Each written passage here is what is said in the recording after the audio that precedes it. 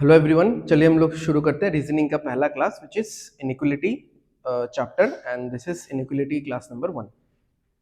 Okay, सो reasoning का पहला lecture है ये। तो रीजनिंग का कुछ अलग से मैंने ओरिएंटेशन का लेक्चर लेने का सोचा नहीं है, बिकॉज मैथ्स का तो जैसे एक दिन पूरा ओरिएंटेशन अलग से था, बिकॉज उसमें बहुत सारा चीज़ें समझाने का था, क्योंकि maths deals with your concept, manipulation, calculations, बहुत सारा चीज़ है। बट मतलब not inequality rather, I mean reasoning में ऐसा कुछ नहीं है कि मुझे बहुत सारा प्री रिक्विजिट चीजें आपको बतानी है। First merit is all the chapters are like disconnected from each other. ठीक है, there is no connection. Maths में you have to follow a particular pattern, कि जैसे आप सिंप्लीफिकेशन के लिए परसेंटेज थोड़ा सा आपको जानना पड़ेगा, एरिथमेटिक के लिए पूरा सा ही परसेंटेज जानना पड़ेगा, रेशियो प्रोपोर्शन जानना पड़ेगा। ये दोनों चैप्टर कंप्लीट नहीं करके आप मैथ्स में हाथ भी नहीं लगा सकते, मैथ्स के मेन चैप्टर्स को। तो you have to follow a pattern, मतलब स्टार्टिंग में हो, रिवीजन करते टाइम हो, थोड़ा पैटर्न फॉलो करके करोगे तो सही रहेगा। बट रीजनिंग में क्या है, रीजनिंग में ऐसा कोई पैटर्न नहीं है। आप सुबह को इनइक्वलिटी पढ़ो, मतलब नया जो सीख रहा है बिगिनर्स, सुबह को आप इनइक्वलिटी सीखा आज, ठीक है, और आज शाम को ही मान लो आपने किसी अपने मतलब कहीं से भी कोई वीडियो या किसी ने आपको सिलोजिज्म सिखा दिया, तो कोई इशू नहीं है उसमें। आप कल ब्लड रिलेशन का चैप्टर पढ़ो, कोई प्रॉब्लम नहीं है। तो मतलब आप आगे पीछे हैपोजेडली पढ़ाई कर सकते हो रीजनिंग का, अगर आप खुद से सीख रहे हो। प्रैक्टिस तो वैसे भी कर सकते हो, ठीक है। तो थोड़ा सा हम लोग देख लेते हैं। आज तो हम लोग इनइक्वलिटी पढ़ेंगे, ठीक है, बहुत मजेदार चैप्टर है। तो पहले थोड़ा सा हम लोग डिस्कस कर लेते हैं इस चीज के बारे में कि रीजनिंग में आपको क्या क्या चीज पढ़ना है, कौन सा पार्ट मार्क्स स्कोरिंग है। पर्सन टू पर्सन वेरी करता है, बट मैं थोड़ा सा एवरेज बताने की कोशिश करूंगा कि मार्क्स स्कोरिंग पार्ट सबसे पहले तो यही दोनों हो गया कि इनइक्वलिटी और सिलोजिज्म, ठीक है। तो इन दोनों से आपको बहुत कम टाइम में बहुत ज्यादा मार्क्स मिल जाएगा एग्जाम में व्हेन यू आर सॉल्विंग। ऐसा तो चैप्टर्स बहुत सारा है, लाइक कोडिंग डिकोडिंग नाम सुना है सबने?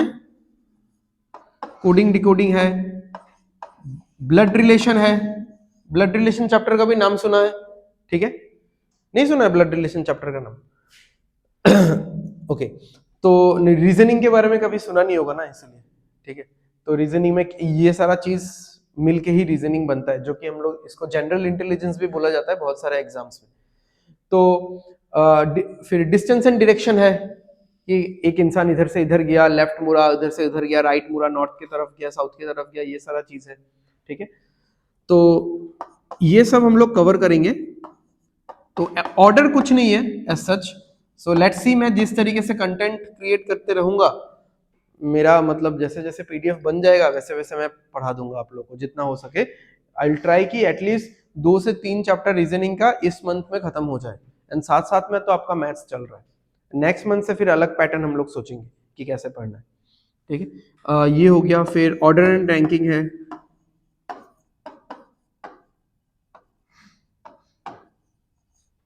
Then distance and direction,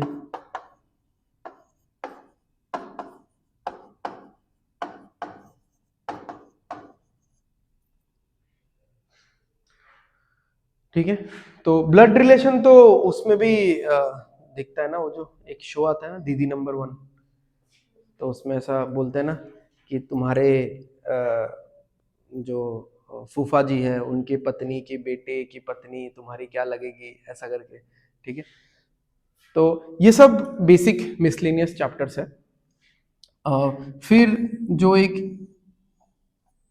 important part है वो है पजल एंड सिटिंग अरेंजमेंट, या पजल्स ही मान लो आप, ठीक है, पजल्स। तो फिर इनपुट आउटपुट है,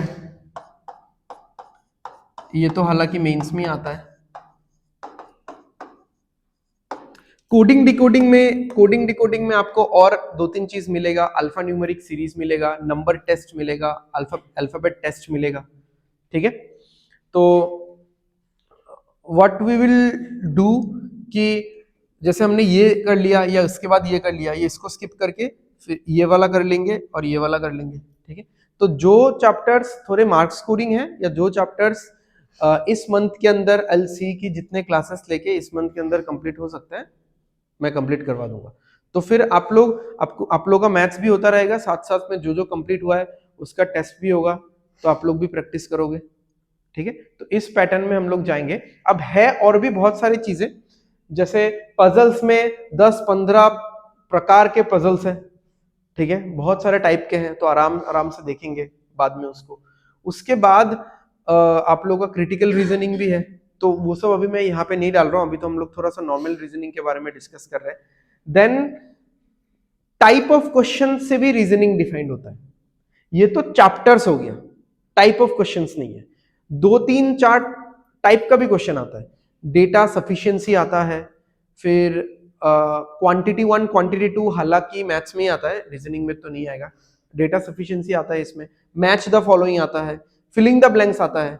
इन सारे चैप्टर्स में फिलिंग द ब्लैंक्स टाइप का क्वेश्चन इन्वॉल्व हो सकता है। अब फिलिंग द ब्लैंक्स टाइप का क्वेश्चन होगा तो ऑब्वियसली वो मेंस में ही आएगा। ठीक है, सो ये आप लोगों का ओवरऑल मतलब ऊपर ऊपर से रीजनिंग का थोड़ा बहुत लिखा जोखा है। इसमें और भी इधर उधर के मिसलेनियस कुछ और चैप्टर्स आके जुड़ेंगे। ठीक है, बट इतना सही है जो है, तो इतना हमने कंप्लीट कर लिया, तो एक बहुत ह्यूज बंच हम लोग कंप्लीट कर चुके होंगे। ठीक है, तो आई एम ट्राइंग कि मतलब जो भी अगस्त वगैरह से जो एग्जाम होगा उसमें आप एटलीस्ट एक 50% सिलेबस 60% सिलेबस, एक bunch of knowledge along with practice. सिर्फ syllabus completion is not the thing ना, आपको साथ में तो प्रैक्टिस भी करना है। तो वो होके आप अगर बैठो, क्लियर करो ना करो, एक कॉन्फिडेंस आएगा। ठीक है, आपने 100 में अगर 30 भी स्कोर किया या 30 करके आए एंड यू गॉट 28, तो आपको एक कॉन्फिडेंस आएगा कि चलो मेरा एक्यूरेसी अच्छा है, मैंने 100 में अगर 60 कट ऑफ गया, मैंने हाफ तो स्कोर किया ऑलमोस्ट। ठीक है, next year I will try to like crack the prelims, mains अगर हुआ तो ठीक है, एंड देन उसके बाद वाला साल में तो प्रीलिम्स मेंस दोनों ही होना है। तो ऐसा थोड़ा सा लॉन्ग टर्म विजन रखो, मतलब खुद को ज्यादा रश मत करो। ठीक है, मतलब सी आई एम नॉट सेइंग कि 6 महीने में कोई क्लियर नहीं कर सकता, 8 महीने में कोई क्लियर नहीं कर सकता। आप पढ़ो, 10-15 घंटे पढ़ो और कुछ सब कुछ छोड़ दो। ठीक है, बट इतने सीरियस आप लोग दिखते नहीं हो, तो इसलिए मैं थोड़ा मतलब रियलिटी पे बात कर रहा हूँ। तो चलो इनइक्वलिटी का कंसेप्ट समझते हैं पहले कि क्या है, किस चीज के साथ डील करना है। आज हम लोग एग्जाम पैटर्न के क्वेश्चंस नहीं करेंगे, जस्ट मतलब 10 कंसेप्ट नहीं है, 10 कंक्लूजन से, सेट ऑफ कंक्लूजन से, बस उनको हम लोग पढ़ेंगे। तो पहले कंसेप्ट देखते हैं। सी इनइक्वलिटी, अगर कोई यहाँ पे मैथमेटिक्स वाला इनइक्वलिटी को लेके आ जाता है, जो मतलब एडवांस मैथ्स या क्लास 11-12 में होता है, लॉगरिथमिक इनइक्वलिटी, उन सब चीजों को आपको लेके यहाँ पे नहीं आना। ठीक है, यहाँ पे कंसेप्ट है बट लॉजिक के साथ कंसेप्ट है, रीजनिंग है ना, क्वांटिटेटिव एप्टीट्यूड नहीं है। तो सी अगर मैं कंपेयर करना चाहूं, ठीक है, तो जैसे मान लो कैसे बताऊं कि इंडिया का एक बंदा, ठीक है, और ऑस्ट्रेलिया का एक बंदा है, एंड इन दोनों का वेट का कंपैरिजन मुझे करना है। ठीक है, थोड़ा इससे डाउट, इससे हाँ, इन दोनों का वेट का कंपैरिजन करना है मुझे। इंडिया का एक लड़का है और ऑस्ट्रेलिया का है, तो मुझे वेट नहीं पता है कि दोनों का वेट क्या है। तो इन दोनों के वेट का कंपैरिजन क्या हो सकता है, रिलेशन क्या निकल सकता है बताओ। या तो इंडिया वाला बंदा क्या होगा, ग्रेटर होगा, या फिर नहीं, इंडिया वाले को ही बेस मान के फिर आप रिलेट करो। इंडिया वाला बंदा ग्रेटर होगा, या फिर स्मॉलर होगा, या फिर इक्वल होगा। इन तीन चीजों के अलावा कुछ हो सकता है क्या? Can you think of any other situation? नहीं हो सकता। ठीक है, तो इस दुनिया में 3 ही सिंबल्स है या 3 ही रिलेशन है, ग्रेटर, स्मॉलर, इक्वल। ये 3 के अलावा और कुछ नहीं हो सकता। ठीक है, but there are some situation, ये तो हमने एकदम कट टू कट एक सिचुएशन का एग्जांपल ले लिया, इसीलिए हमको लग रहा है इन तीनों के अलावा और कुछ हो नहीं सकता, बट इन तीनों के अलावा हो सकता है। नेक्स्ट सिचुएशंस, मतलब और भी जो सिचुएशंस हो सकते हैं, जैसे थोड़ा सा जहां पे मल्टीपल वैल्यूज इन्वॉल्व है, कि जैसे मेरा एक दुकान है, तो मेरे दुकान में 32 इंच टीवीज भी है और 55 इंच के टीवीज भी है। ठीक है, तो कोई अगर ऐसा एक स्टेटमेंट देता है, ठीक है, कोई अगर ऐसा एक स्टेटमेंट देता है, या फिर मान लो और एक दुकान है जिसमें 32 इंचेस के टीवीज है, ठीक है, तो अगर कोई ऐसा एक स्टेटमेंट बोलता है कि size of the TVs of the first shop is compared in which way to the size of the TVs in the second shop, तो आप क्या बोलोगे? आप ऐसा नहीं बोलोगे कि पहले दुकान का जो टीवीज है वो ग्रेटर इक्वल है दूसरे वाले दुकान से, क्योंकि पहला वाला दुकानदार तो 32 और 55 इंच का दोनों का टीवी रखता है, ठीक है, और दूसरा वाला सिर्फ क्या रखता है? 32, तो इक्वल तो नहीं बोल सकते, फिर उसके ईगो में हर्ट हो जाएगा, ठीक है, ग्रेटर नहीं बोल सकते, फिर उसके ईगो में हर्ट हो जाएगा, भाई इक्वल मैं 32 तो बेच रहा हूं मैं भी, ठीक है, तो हम लोग क्या बोलेंगे यहाँ पे? ग्रेटर इक्वल, कि कुछ सिचुएशंस में या कुछ टीवीज जो वो बेच रहा है वो 32 वाले टीवीज भी बेच रहा है कस्टमर को, तो तब वो इक्वल, मतलब तब वो इक्वल है, उसके इक्वलिटी वाला फैक्टर मेंटेन हो रहा है, और जब वो 55 इंच वाला टीवीज बेच रहा है तब वो ग्रेटर है, ठीक है, तो एकदम अगर हमने stringent situation, one dimensional situation ले लिया तब तो ये सारे रिलेशंस ही आएंगे किसी भी दो चीज के बीच में, बट थोड़ा रियलिस्टिक रियल लाइफ वाले सिचुएशंस में और आप थोड़ा अगर मतलब सोचोगे, उनमें अगर इन्वॉल्व होगे, देन विल थिंक कि बात तो सही है कि इन दोनों को मिला के भी एक सिंबल हो सकता है जो कि ये ग्रेटर इक्वल, ये भी सिचुएशन हो सकता है, इन दोनों को मिला के भी एक सिंबल हो सकता है जो कि ये लेसर इक्वल, ये भी हो सकता है, ठीक है, एंड ऑल्सो इन दोनों को मिला के भी एक सिंबल हो सकता है जो कि होगा क्या? नॉट इक्वल, ठीक है, तो अब अगर वो वाला दुकानदार 40 इंच का टीवी बेचता, ठीक है, और ये वाला दुकानदार 5.5 इंचेस और 6.2 इंचेस का मोबाइल बेचता, तो इज देयर एनी कंपैरिजन? मतलब आप ऐसा नहीं बोल सकते कि मेरा स्क्रीन तो बड़ा है आपके स्क्रीन से, भाई आप तो टीवी बेच रहे हो, वो तो मतलब TV is meant for bigger screen, ठीक है, और वो इंसान बेच रहा है portable device, I mean mobile बेच रहा है वो, ठीक है, तो वहां पे ग्रेटर इक्वल, मतलब ग्रेटर स्मॉलर का कुछ वो नहीं है, इक्वल है ही नहीं वो, ठीक है, आई डोंट नो कि मैं इतना अप्रोप्रिएट एग्जांपल देके समझा पा रहा हूं कि नहीं, because I am just making up all this kind of examples in my mind, ठीक है, बट वो आप थोड़ा सा फील समझ लो, ठीक है, थोड़ा सा फील समझो इस चीज का, तो देयर आर 3 फंडामेंटल रिलेशंस और there are 3 fundamental symbols, greater, lesser, equal, and there are also 3 more relations जो कि डिराइव्ड सिंबल्स है, डिराइव्ड रिलेशंस है, वो खुद से जन्म नहीं लिया, उनके जन्मदाता ये तीनों है, ठीक है, और इन तीनों के जन्मदाता कोई है नहीं ऐसा सच, मतलब कोई नहीं है नहीं, आई मीन कोई किसी ने तो इन्वेंट किया होगा, आई मीन टू से कि कहीं से किसी और सिंबल से बन के नहीं आया, ठीक है, कंसेप्ट से बन के आया है, राइट, तो ग्रेटर इक्वल हो सकता है, लेसर इक्वल हो सकता है और नॉट इक्वल भी हो सकता है, ठीक है।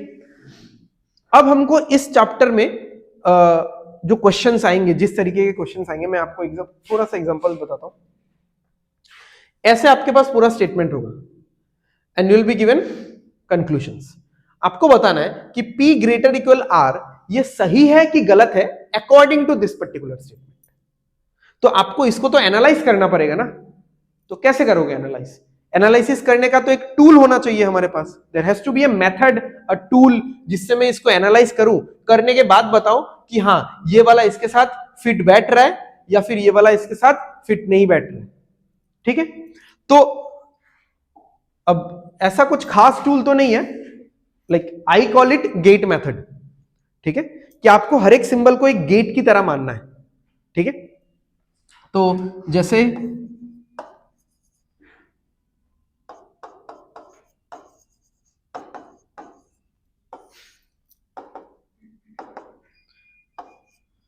जैसे ये वाला सिंबल है, ये क्या सिंबल है?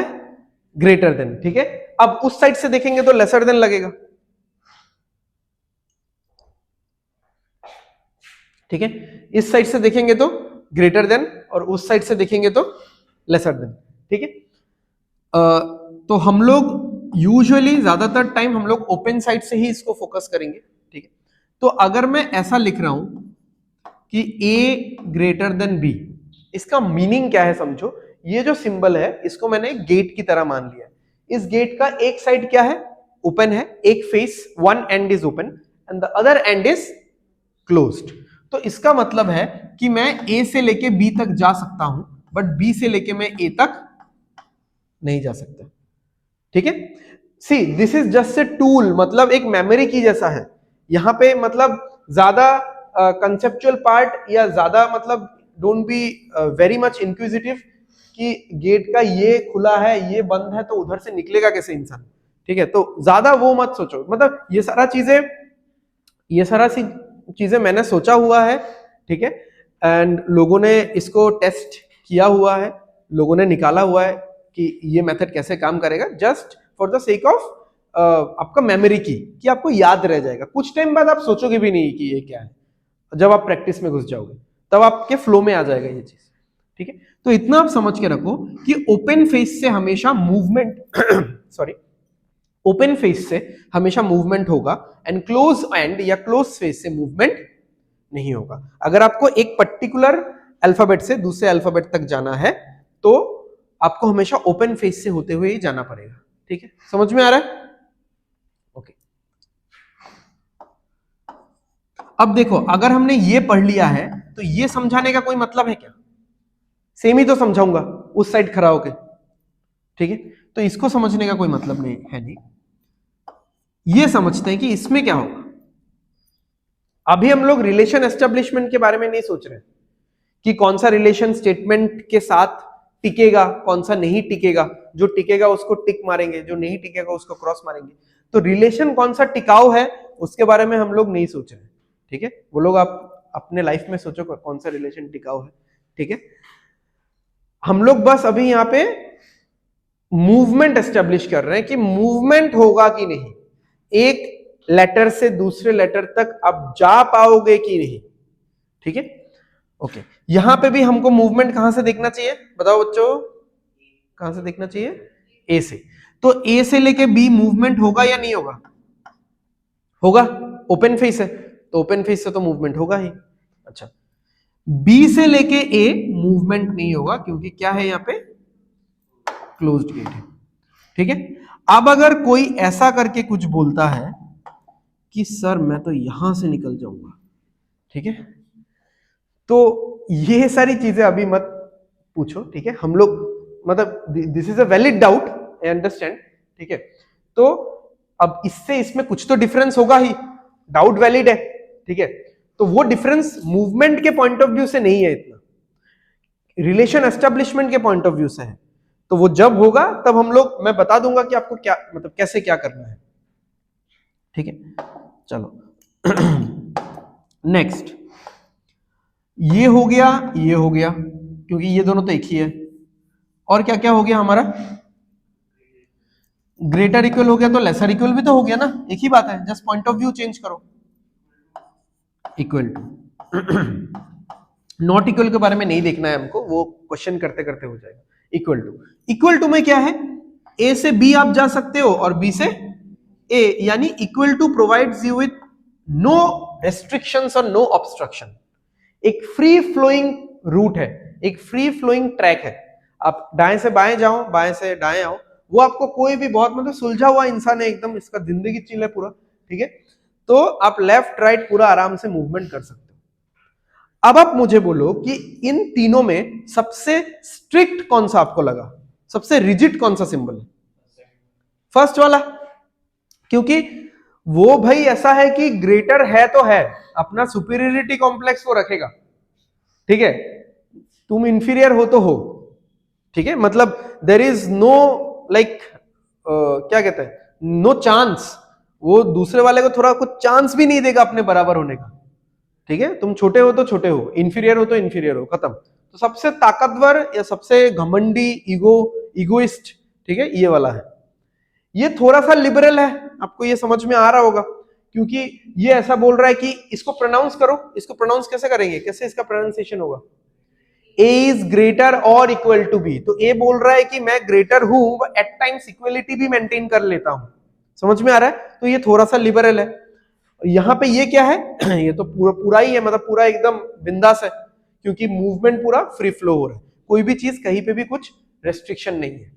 तो इस सेंस में आपको इसका मीनिंग समझना है। ठीक है, वैसे मत सोचो कि आप इधर से आ जाओगे, ठीक है, इस सेंस में आप समझो।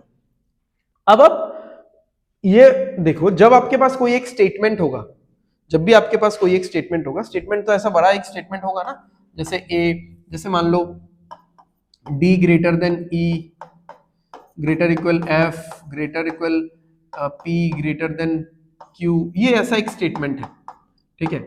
एंड मैंने आपको पूछा कि डी ग्रेटर देन क्यू होगा कि नहीं, ठीक है, मैंने आपको पूछा कि D greater equal to P होगा कि नहीं, ठीक है, ऐसे मैंने आपको पूछा।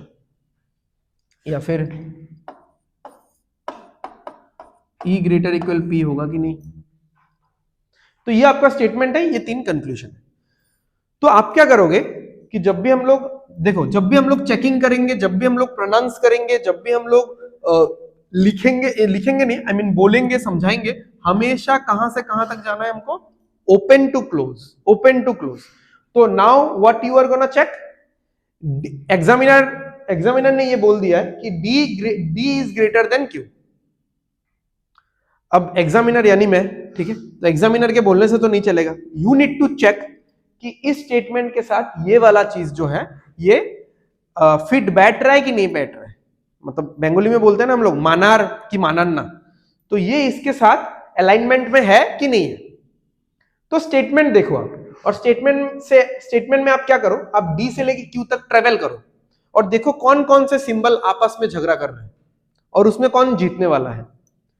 तो डी से लेके कहां तक ट्रेवल करना है, कौन कौन से सिंबल मिले आपको, क्या क्या मिला, सिंबल्स, बार बार क्यों बोल रहे हो, 2 ही सिंबल मिला ना, लिखा गया है 4 बार, क्योंकि ग्रेटर 2 बार लिखा गया है, ग्रेटर इक्वल 2 बार लिखा गया है। आई एम आस्किंग कौन सा सिंबल मिला, ग्रेटर मिला और ग्रेटर इक्वल मिला। बार बार रिपीटेशन आपको अपने मुंह से नहीं बोलना है, आपको बस देखना है कि कौन कौन से सिंबल आपस में झगड़ा कर रहे हैं, कहां से कहां तक, जो आपको पूछा गया है डी से लेके क्यू तक। तो कौन कौन झगड़ा कर रहा है आपस में, ग्रेटर और ग्रेटर इक्वल, कौन जीतेगा, सुपीरियरिटी ऑर्डर आपने खुद ही बताया मुझे, ठीक है, मैंने तो एक्सप्लेन भी नहीं किया, आपने खुद ही बता दिया कि ये सुपीरियर है, फिर ये, ठीक है। तो अगर ग्रेटर और ग्रेटर इक्वल झगड़ा कर रहे हैं तो कौन जीतेगा, ग्रेटर। तो यहां पे भी क्या है, यहां पे क्या दिया हुआ है, तो सही है, जो जीता है वही है यहां पे। ओके, डी से लेके पी तक, डी से लेके पी तक बताओ कौन कौन से सिंबल दिख रहे हैं, ग्रेटर और ग्रेटर इक्वल, कौन जीतेगा, ग्रेटर। बट यहां पे क्या दिया हुआ है विनर का नाम, रॉन्ग, ठीक है, समझ में आ रहा है, कोई डाउट, ये वाला चेक करो। पहले बताओ कि ई से लेके पी तक कौन कौन से सिंबल्स आ रहे हैं, सिर्फ ग्रेटर इक्वल ही है, तो ग्रेटर इक्वल आपस में क्या ही और झगड़ा करेगा, तो क्या होगा,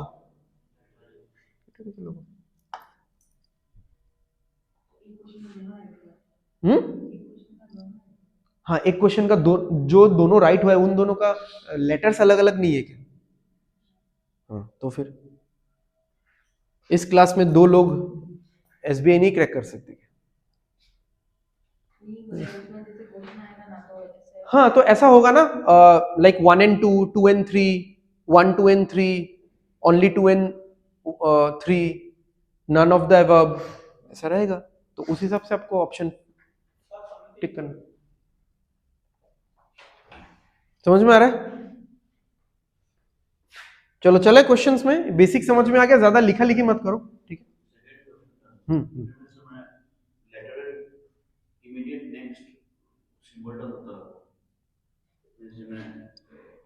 इन दोनों के बीच में जो रहेगा वही इमीडिएट नेक्स्ट, क्या एक ही तो सिंबल है, इससे पहले कुछ सिंबल है क्या इसमें, नहीं, इमीडिएट नेक्स्ट क्यों, इसके बीच में डी से लेके पी के बीच में कौन कौन से प्रकार के सिंबल्स आए हैं, एक तो है ग्रेटर और एक है ग्रेटर इक्वल।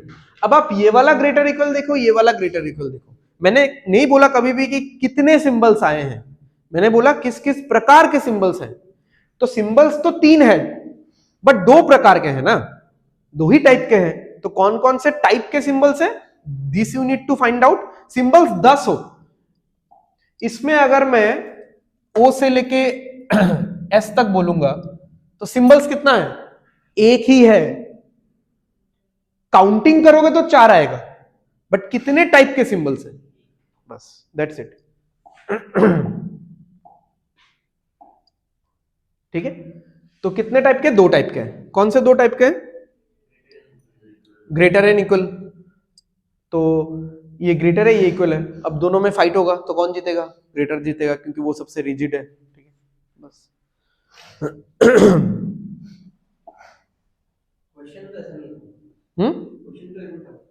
की क्वेश्चन ऐसा रहेगा, ये थोड़ा सा casual arrangement of the question है। आज तो हम लोग क्वेश्चंस नहीं करेंगे, नेक्स्ट क्लास में क्वेश्चन प्रैक्टिस करेंगे। फिर भी जस्ट थोड़ा सा ग्लिम्स देने के लिए मैंने क्वेश्चन, मतलब एग्जाम का क्वेश्चन का एक थोड़ा सा पैटर्न, एक झलक ले लिया यहाँ पे।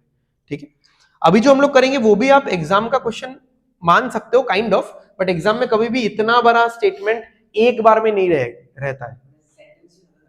हाँ हाँ, थोड़ा कॉमा दे दे के रहेगा, ताकि आपको एक बार में चेक करने का कंफर्टेबिलिटी ना मिले।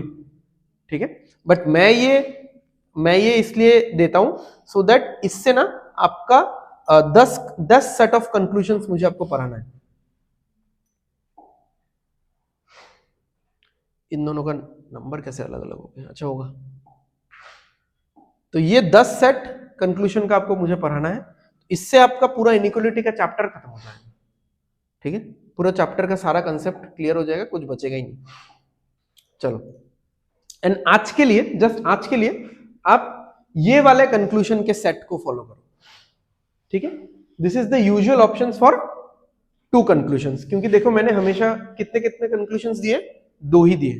तो only A follows, only B follows, either A और बी, ये हम लोग पढ़ेंगे अलग से। नीदर ए नॉर बी, यानी दोनों ही गलत है या फिर दोनों ही करेक्ट है।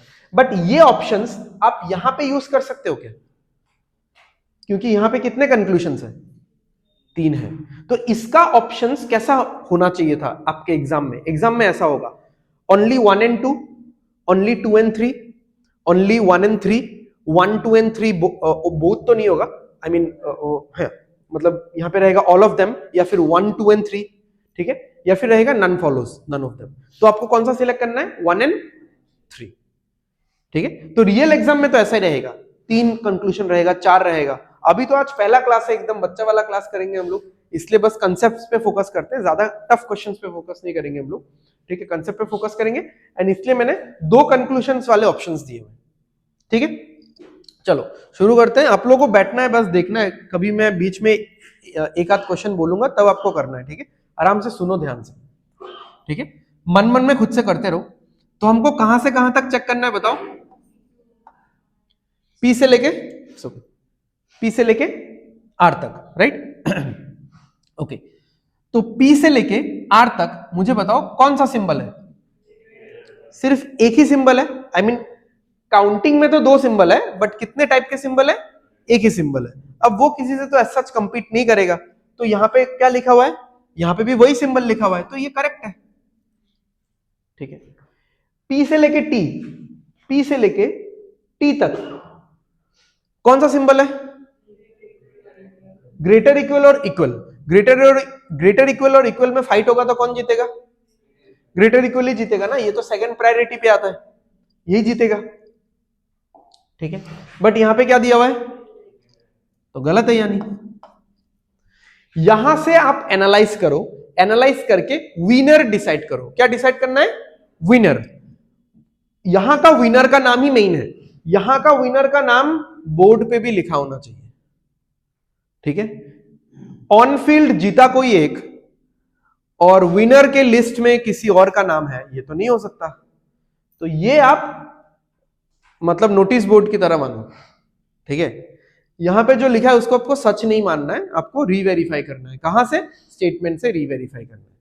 तो स्टेटमेंट से आप विनर का नाम लिखा लो, अपने नोटिस बोर्ड में चेक करो, नोटिस बोर्ड में सही है तो सही लिखो, गलत है तो गलत लिखो, खत्म है बात। अब बताओ इसके लिए फिर मैं कौन सा ऑप्शन चूज करूं? ओनली ए फॉलोज, बस हो गया।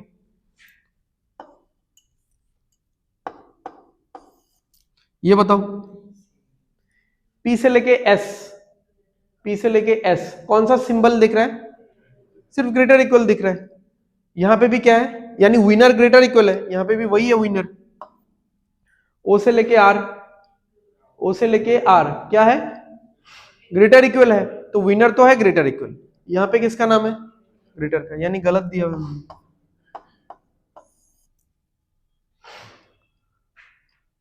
ठीक है, क्लियर है।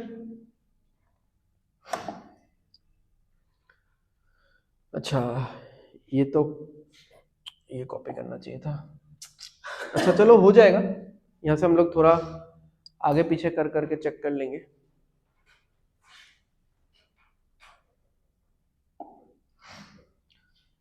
तो क्या है, O से Q, O equal to Q। चलो देखते हैं, क्योंकि विनर तो हम लोग एक ही बार में डिसाइड कर लेंगे, फिर जो विनर के साथ मैच करेगा तो करेगा, नहीं करेगा तो नहीं करेगा। O और Q, O से लेके Q, बताओ कौन से सिंबल्स आ रहे हैं, सिर्फ ग्रेटर इक्वल, तो विनर कौन है, ग्रेटर इक्वल है विनर। ठीक है, वेरी गुड। यहां पे ग्रेटर है तो क्या है, ये गलत है, यहां पे इक्वल है तो क्या है, ये गलत है। ठीक है, चलो इस पे जाएंगे हम लोग। ये एक्चुअली 4 है, ये 6 नहीं है, 4 और 6 आगे पीछे हो गया। P और U, P और U, P से U तक। यहां पे एक गलती कर रहे हो आप लोग, पहले ही आप लोग सिंबल्स देखना शुरू कर दिए। मूवमेंट होता है कि नहीं पहले देखो, P से U तक। मूवमेंट बहुत पीछे छूट गया, क्योंकि लास्ट 3 क्वेश्चन में हमने मूवमेंट चेक ही नहीं किया, चेक करना नहीं पड़ा। Movement is first step, second step is कौन से टाइप के सिंबल्स आ रहे हैं। बट आपको कौन सा टाइप का सिंबल्स आ रहे हैं वो आपको फर्स्ट स्टेप लगना शुरू हो गया। क्यों, क्योंकि लास्ट 3 क्वेश्चन में मूवमेंट चेक ही नहीं करना पड़ा। P से U तक मूवमेंट होगा क्या, कहां जाके ब्रेक मारेगा, T के बाद। P से Q ओपन फेस है, मूव होगा। Q से R, R से S, S से T, T के बाद जाएगा क्या, नहीं जाएगा। तो अगर P से U जा ही नहीं रहा है, मूवमेंट ही नहीं हो रहा है, तो मूवमेंट नहीं होगा तो कोई रिलेशनशिप एस्टेब्लिश होगा क्या, नहीं होगा। तो सीधा गलत, कोई एनालिसिस ही नहीं करना है आपको, सीधा गलत। क्या आप डिसाइड करोगे कि क्या विनर है कौन लूजर है, विनर के साथ मैच कर रहा है नहीं कर रहा है, ये सब तो बात का बात है। भाई गेम में ही पार्टिसिपेट नहीं किया तो काहे का विनर काहे का लूजर। ठीक है, तो P और U के बीच में मूवमेंट ही नहीं हो रहा है, तो कोई रिलेशन ही एस्टेब्लिश नहीं हो पा रहा है। ठीक है, समझ में आ गया इतना। अब देखो इसका भी आंसर नहीं निकला है। हाँ, अभी तक आपको लग रहा होगा कि नन ऑफ दिस होगा, I mean none of this नहीं, नीदर ए नॉर बी होगा। ठीक है, इसका भी आपको ऐसा लग रहा है, बट ऐसा नहीं है। अब हम लोग थोड़ा सा डीप में जाएंगे। हाँ, थोड़ा सा डीप में जाएंगे। अब देखो कि इसका आंसर क्या निकल रहा था हमारा। इसका ओरिजिनल आंसर ये निकल रहा था ना, देख लो एक बार। O से लेके Q तक क्या सिंबल है, सिर्फ ग्रेटर इक्वल है, तो विनर कौन है, ग्रेटर इक्वल है। यानी अगर किसी ने पूछा कि O और Q के बीच में कौन सा रिलेशन एस्टेब्लिश हो रहा है, तो हम लोग क्या बोलेंगे, greater equal is the relation जो O और U के बीच में, O और Q के बीच में एस्टेब्लिश हो रहा है, राइट। यहां पे तो मैच नहीं किया तो फॉल्स है, यहां पे भी मैच नहीं किया, फॉल्स है, तो इतना तो सही है।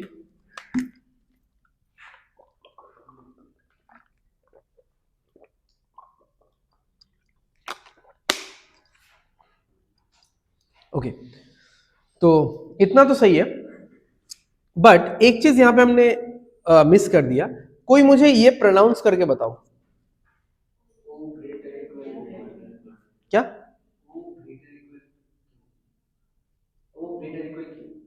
O इज ग्रेटर और इक्वल टू Q। हम लोग कैजुअली तो बोल देते हैं O ग्रेटर इक्वल Q, ठीक है, बट इसका प्रॉपर जो बोलने का स्टाइल है, क्योंकि यहाँ पे ये जो सिंबल है ना, ये सिंबल थोड़ा सा मतलब इधर और पे बेस्ड है ना। जो टीवी वाला एग्जांपल दिया था ना, कि वो इंसान जो भी टीवी बेचेगा, शॉप ए वाला इंसान जो भी टीवी बेचेगा, उसका रिलेशन शॉप बी वाले से क्या है। अब उसके दुकान में तो 32 और 55 का टीवी है, और उसके दुकान में सिर्फ 32 इंचेस का टीवी है। बेचते टाइम मुझे क्या पता, मैं दुकान में नहीं जा रहा हूं, मेरे पास बस इतना ही डेटा है। अगर मुझे कोई पूछेगा बताओ कि आज सुबह को शॉप ए में जो एक दुकान कस्टमर आया था, तो शॉप ए वाले ने उसको कौन सा टीवी बेचा, इसका रिलेशन बताओ शॉप बी के साथ, क्या होगा? ग्रेटर, स्मॉलर, मतलब लेसर देन, इक्वल टू, क्या होगा? तो मैं क्या बोलूंगा? मुझे तो नहीं पता कि वो कस्टमर क्या लेके गया, मैंने ना दुकानदार से बात किया ना कस्टमर से, तो मैं क्या बोलना पसंद करूंगा? मैं बोलूंगा कि शॉपकीपर ए ने जो टीवी बेचा है आज सुबह, दैट इज ग्रेटर देन और इक्वल टू शॉपकीपर बी वाला। अगर वो 32 वाला टीवी खरीद के लेके गया सुबह वो कस्टमर, तो इक्वल है। 55 लेके गया तो ग्रेटर है, क्योंकि मुझे तो नहीं पता ना, मैं उस सिचुएशन में थोड़ी ना हूं। समझ में आ रहा है? अब मैं ओ को थोड़ी ना पहचानता हूं, क्यू को थोड़ी ना पहचानता हूं, ये दोनों चीज क्या है? कोई नंबर है, स्टूडेंट्स का नंबर है, टीवी का नंबर है, किसी चीज का दाम है, क्या है? बस मुझे पता है इंग्लिश के लेटर्स है, ठीक है, इन डेप्थ डिटेल नहीं पता मुझे। तो क्या क्या हो सकता है कि O इज ग्रेटर और इक्वल टू Q, यानी O या तो ग्रेटर होगा Q से, और क्या होगा? इक्वल होगा। इन दोनों में से एक तो सही होना ही पड़ेगा, ठीक है? ये सही होगा तो ये गलत, ये सही होगा तो ये गलत। ऐसा ही इधर और का मीनिंग ऐसा नहीं है कि बहुत लोग ऐसा सोचते हैं, इधर और का मीनिंग ऐसा हो गया कि मतलब एक गलत हो गया या एक सही हो गया। एक सही है तो दूसरा गलत भी है। इधर I will come to the class और I will go to the bank. जब मैं बैंक में हूं तब मैं क्लास में नहीं हूं, जब मैं क्लास में हूं तब मैं बैंक में नहीं हूं। The thing is like this, ठीक है? इस तरीके से इंटरप्रिटेशन होगा। तो ये दोनों इंडिविजुअली तो गलत हैं, आई एग्री, ठीक है, बट अगर मैं मर्ज करके बोलना चाहूं तो मैं ऐसा बोलूंगा कि ईदर ए और बी है इसका आंसर, ठीक है? अब इस कंसेप्ट के बारे में अगर आपको पहले पता नहीं था तो शायद आप लोग ये वाला आंसर मार्क करते हैं, है कि नहीं? नीदर ए नॉर बी, कि दोनों ही तो गलत आ रहा है, विनर के साथ नाम के साथ मैच नहीं कर रहा है, ठीक है? तो विनर के नाम के साथ मैच तो नहीं कर रहा है, बट आपने अच्छे से चेक भी तो नहीं किया, ठीक है, कि हाफ नाम लिखा हुआ था, शायद नाम लिखा हुआ था, सरनेम मैच नहीं किया आपने, ठीक है? तो इस तरीके से समझो, तो इसका आंसर क्या होगा? इधर ए और बी, क्योंकि दोनों में से कोई एक आंसर होगा, इतना तो श्योर हो ना आप। लेसर देन तो आंसर नहीं होगा, लेसर देन आंसर नहीं होगा, ठीक है? तो या तो नॉट इक्वल आंसर नहीं होगा, आंसर क्या होगा? या तो ग्रेटर होगा वरना इक्वल होगा। तो इन दोनों में से अगर एक आंसर होगा, अगर मैं हिंदी में ही ऐसा बोल पा रहा हूं तो इंग्लिश में क्यों नहीं लिख पाऊंगा? बात वही है, जो आप हिंदी में बोल रहे हो वही इंग्लिश में अनुवाद करके लिख दो उसका, कि इधर ए और B. So this is not completely wrong, ठीक है? कंप्लीटली रॉन्ग होना एक अलग बात है, कि ग्रेटर आ रहा है बट लेसर दिया हुआ है, ग्रेटर इक्वल आ रहा है बट लेसर दिया हुआ है, ठीक है? बट ये कंप्लीटली रॉन्ग नहीं है। समझ में आ रहा है? क्लियर है कि आपको इधर और कब यूज करना है? अब मैं कंडीशंस लिख लेता हूं, मुझे ज्यादा कंडीशंस ये पसंद नहीं है लिखना, ठीक है, बट मैं लिख देता हूं। अभी बिगिनर्स के लिए आप चेकिंग कर करके कर सकते हो। बेस्ट होगा कि आप कंसेप्चुअली समझो, आपको आपको अंदर से फील होना चाहिए कि हाँ इसमें तो इधर और होगा, क्योंकि जो मेरा आंसर आ रहा है वो एग्जैक्ट यहां पे तो नहीं है, बट आंसर्स का कुछ पार्ट यहां पे है, ठीक है? तो पहला कंडीशन ये है, पहला कंडीशन ये है कि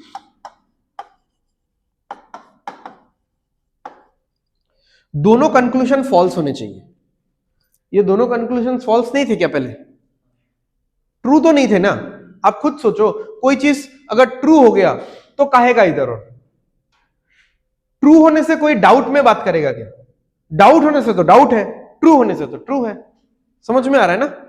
ठीक है, तो दोनों गलत होने पड़ेंगे, दोनों में हमको एक डाउट होना पड़ेगा, तब जाके मैं बोलूंगा कि या तो ये होगा वरना वो होगा।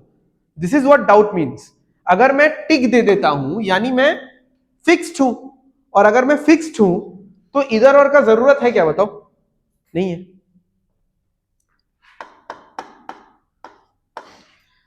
नंबर 2,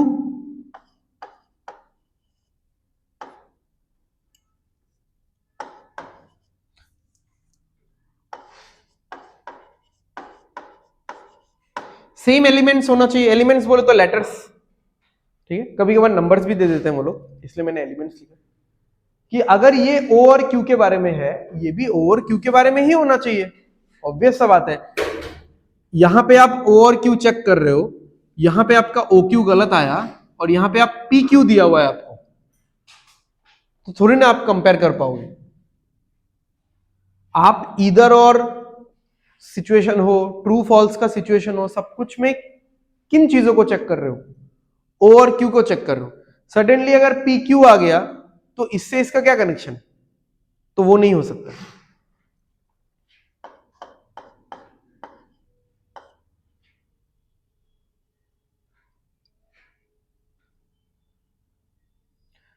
ओके, थर्ड वाला जो कि मैंने बता दिया, जस्ट आई एम थिंकिंग कि मैं लिखूं कैसे कि आपको नोट्स के लिए आसानी हो, कि आपका जो ये जो स्टैंडर्ड रिलेशन आया, this is the standard relation, right, जो कि हमने खुद निकाला है क्वेश्चन से, स्टेटमेंट से।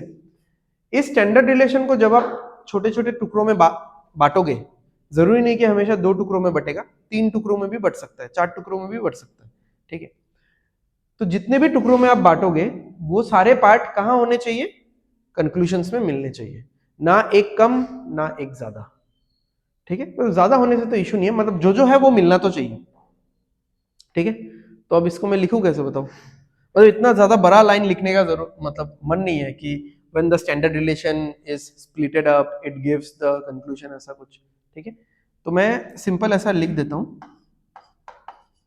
कि जो भी स्टैंडर्ड रिलेशन होगा उसको आप जब ब्रेक करोगे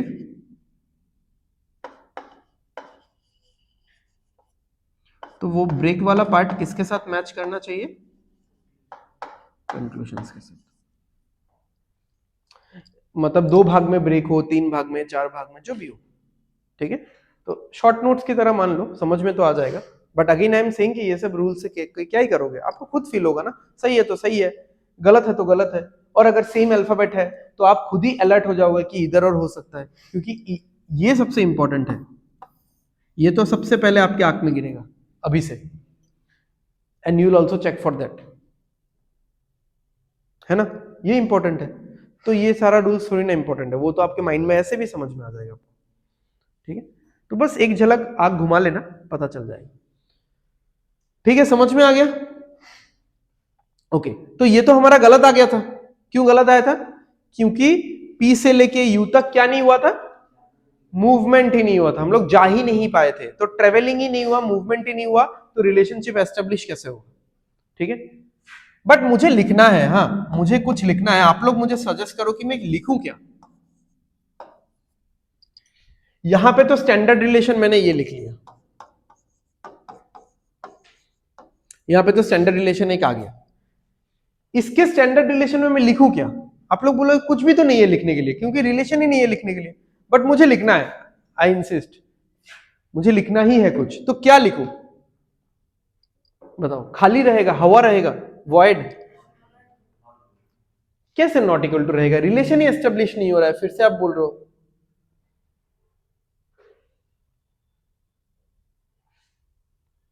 दो वर्ड का तो आंसर है, बताओ। No relation. पी और यू में रिलेशन नहीं है ना कुछ, तो क्या है, नो रिलेशन लिखो ना।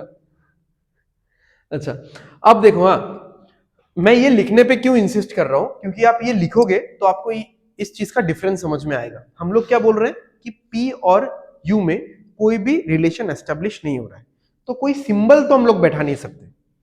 आप लोग जितना भी जबरदस्ती कर लो, आप लोग जितना भी कॉम्प्रोमाइज करके कुछ ना कुछ बोलने की कोशिश करो कि चलो इतना तो बैठा सकते हैं, या फिर चलो ये तो एक बार के लिए बैठा सकते हैं, आप कुछ भी सिंबल नहीं बैठा सकते, समझो इस चीज को। मूवमेंट नहीं हो रहा है तो आप सिंबल कैसे बैठाओगे भाई? सिंबल बैठाना मतलब क्या? रिलेशन आ गया है, पॉजिटिव रिलेशन हो, नेगेटिव हो, नॉट इक्वल हो, greater lesser, greater equal, lesser equal, कुछ भी हो, ठीक है। सिंबल बैठाने का मतलब ही है कि आपने कनेक्ट कर दिया दोनों को। बट ये दोनों कनेक्ट हो सकते हैं क्या? नहीं हो सकते। अब समझो, थोड़ा और डीप में चलते हैं। अगर मैं यहां पे नो रिलेशन लिखूं तो काइंड ऑफ सही लग रहा है मुझे कि मैं इसको ऐसे रीड आउट करूंगा, P नो रिलेशन U और P has no relation with U, ठीक है। बट डोंट यू थिंक कि नो रिलेशन से ज्यादा बेटर ये रहेगा अननोन रिलेशन? बिकॉज यूजुअली दुनिया का किसी भी दो चीज के बीच में नो रिलेशन होना थोड़ा टफ है। जैसे इंडिया के किसी स्टूडेंट का मार्क्स और मान लो अफ्रीका के किसी स्टूडेंट का मार्क्स नहीं पता मुझे, तो उन दोनों में क्या मैं बोलूंगा? नो रिलेशन बोलूंगा। बट नो रिलेशन से ज्यादा बेटर ये नहीं बोलना होगा अननोन रिलेशन, क्योंकि रिलेशन तो कुछ ना कुछ होगा। या तो इंडिया वाला ग्रेटर होगा, या तो इंडिया वाला छोटा होगा, या तो इंडिया वाला उसके साथ इक्वल होगा। अगर उसका दो सब्जेक्ट का मार्क्स है और उसका भी दो सब्जेक्ट का इधर का मार्क्स है, तो शायद ग्रेटर इक्वल वाला एक हम लोग ला सकते हैं पैरामीटर, स्मॉलर इक्वल वाला ला सकते हैं। कैन यू से कि इंडिया का एक स्टूडेंट का मार्क्स और अफ्रीका का एक स्टूडेंट का marks same exam same class का मार्क्स में नो रिलेशन होगा? अब बताओ, नो रिलेशन बोलना ज्यादा बेटर है कि अननोन रिलेशन बोलना ज्यादा बेटर है? अननोन। क्योंकि अननोन रिलेशन है इसलिए हम लोग सिंबल नहीं बैठा पा रहे, मूवमेंट नहीं हुआ इसलिए अननोन रिलेशन है। और थोड़ा अगर हिंट्स होता तो शायद हम लोग मूवमेंट कर पाते। हमारे पास जितना रिसोर्सेस था, जितना इंफॉर्मेशन था, उसके हिसाब से मूवमेंट नहीं कर पाए। बट नो रिलेशन बोलने से बेटर डोंट यू फील कि अननोन रिलेशन बोलना है? क्योंकि रिलेशन तो भाई कुछ ना कुछ होगा ही। अब जैसे ग्रेटर इक्वल सिंबल था, वो दो हिस्सों में बटा। आपको क्या लगता है अननोन रिलेशन जो है वो कितने हिस्सों में बटेगा? कितने हिस्सों में बटेगा? तीन हिस्सों में बटेगा। कौन से तीन हिस्सों में बटेगा? Greater, lesser, equal. पीयू पीयू पीयू। बाकी कुछ मर्ज करके होने से तो यही से हो सकता है, इसलिए मैंने अलग से नहीं लिखा। समझ में आ रहा है? हमको नहीं पता चल रहा है ना भाई, तो हमको नहीं पता चल रहा है तो हम लोग अपने लैकिंग का जिम्मा किसी और पे नहीं डाल सकते, पी और यू पे नहीं डाल सकते, उनको नो रिलेशन में नहीं एग्जिस्ट करवा सकते। हम लोग क्या बोलेंगे? हमारे हिसाब से या हमारे इंफॉर्मेशन के हिसाब से पी और यू में कोई रिलेशन नहीं दिख रहा है, या हम लोग नहीं बना पा रहे, बट रिलेशन नहीं होगा ही, ये डिक्लेयर कर देना तो सही नहीं है। Are you guys getting the point? समझ में आ रहा है? तो क्या बोलेंगे हम लोग? अननोन रिलेशन होगा कुछ ना कुछ, मुझे क्या पता। ये भी हो सकता है, ये भी हो सकता है, ये भी हो सकता है, ये भी हो सकता है, ये भी हो सकता है, ये भी हो सकता है, मतलब मर्ज करके भी हो सकता है। ठीक है, ओके। अब देखते हैं कि हमारा कंक्लूशंस क्या बोल रहे हैं। और अगर आप कंडीशंस के साथ मिलाना चाहो, बोथ फॉल्स, दोनों कंक्लूजन फॉल्स थे। सेम एलिमेंट पी यू है। नेक्स्ट थर्ड क्या था? जो भी आपका स्टैंडर्ड रिलेशन यहां पे आएगा, जो भी आएगा यहां पे स्टैंडर्ड रिलेशन, ये स्टैंडर्ड रिलेशन का बॉक्स है। जो भी यहां पे स्टैंडर्ड रिलेशन आएगा उसको आप 2 3 4 जितने भी टुकड़ों में बांटोगे, ब्रेक करोगे, तो वो पूरा पार्ट कहां पे होना चाहिए? कंक्लूजन में होना चाहिए। तो अब देखो है कि नहीं। अगर है तो करेक्ट नहीं, अगर है तो इसका आंसर होगा इधर ए और बी, अगर नहीं है तो इसका आंसर होगा नीदर ए नॉर बी। बताओ है या नहीं है? इरकम के नाम था। बताओ है कि नहीं है?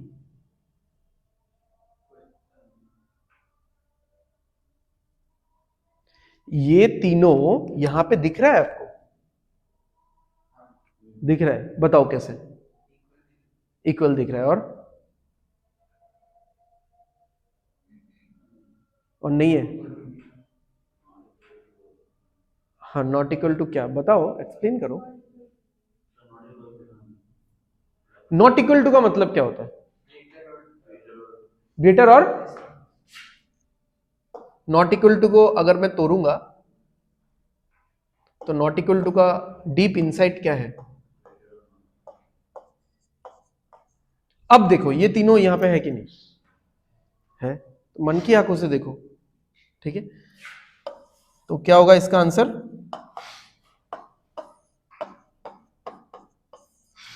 इधर ए और, ठीक है। तो जब भी आपको अल्फाबेट लेटर्स सेम दिखेगा, एकदम अलर्ट हो जाना क्वेश्चन करने से पहले।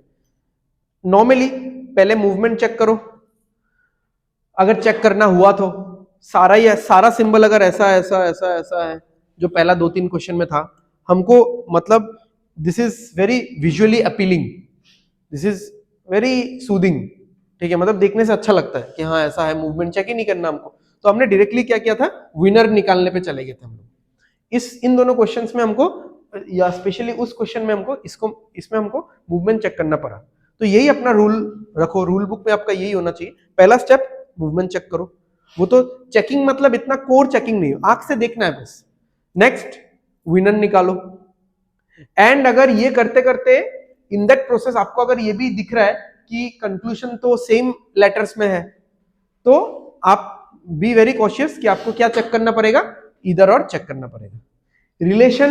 रिलेशन एस्टेब्लिश हो जाए, रिलेशन एस्टेब्लिश ना हो, आप ब्रेक करो, ब्रेक करके देखो कि कंक्लूजन्स में दिख रहा है कि नहीं, देन यू कैन से कि इधर और होगा या नहीं होगा। क्लियर है? ऐसे तो फिर अगर उसके जगह कुछ और भी होता नहीं होता। कैसे नहीं होता? जैसे मान लो यहां पे ग्रेटर है, अब ये क्या हो जाएगा पता है, अब ये नीदर है नॉर बी हो जाएगा, क्योंकि हमको क्या बोला था कि ये तीनों पार्ट यहां पे होना चाहिए। ओके, ग्रेटर है, यहां पे भी है और इससे टूट के भी ग्रेटर बना, लेसर है, तीनों एक साथ होना चाहिए। हाँ, इक्वल है क्या यहां पे? नहीं है, ठीक है।